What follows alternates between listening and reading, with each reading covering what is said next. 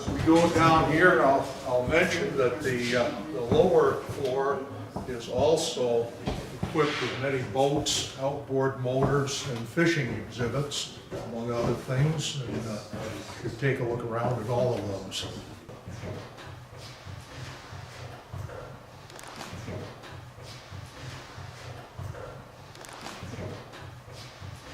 This boat has quite a history, Chicago Lake, and it has quite a story as well. And it's amazing we know so much of the story. I was in the insurance business, and I insured a fella from Wells Bay up around the point here that remembers this boat as a child out fishing. It's a single cylinder engine and has a very unique putt, putt, putt sound to it with just a single cylinder. So if you ever heard one, you'd remember it. Well, Don knew the family that had this boat, and it passed down through generations in that family.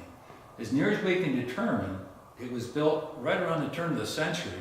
We do know that it has a 1910 Roberts 3 horsepower motor, and we do know that that's a second motor. When we were working on the boat, we found different motor mounts where an original motor had been placed in there. The boat is cedar strip construction, and remarkably, it is 99% original wood. Just a few spots here we had to replace. Just incredible that it survived this long. One of the keys why it survived, I think it was hung by these davits underneath the covered boat lift. But how Don Wells acquired it, Booty Bay was being purchased by an outside interest, and the cottage owners over there had to get rid of their cottages, and they had this boat actually on a burn pile, ready to be burned. Don came over there and found the boat and took it to his house. He told me about it, and at about that same time, the Lawson Center was just in its planning stages, and I knew this would be a great boat for the Lawson Center. So after the Lawson Center got going, Don had since passed away, and went and talked to Mrs. Wells, and she was thrilled that we would restore this and have it as a feature display here at the Lawson Center.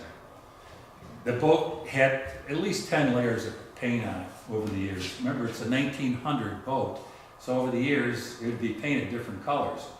We do have pictures of this boat, of the family from the 30s out fishing in it.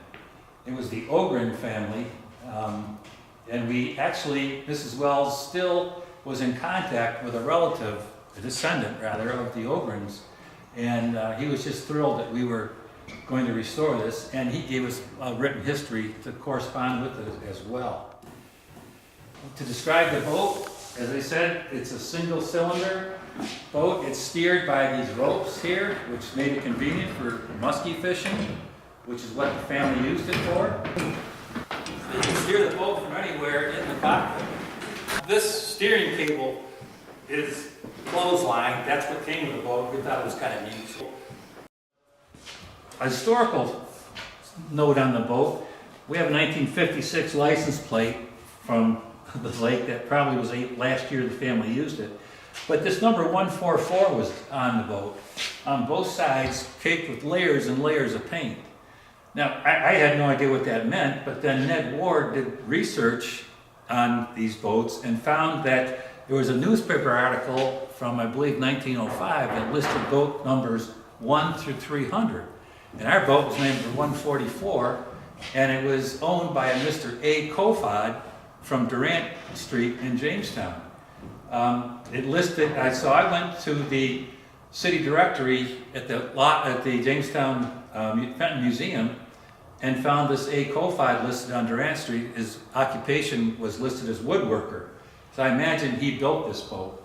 We could find no serial number, no identification number on it, so it leads us to believe that it was a homemade boat.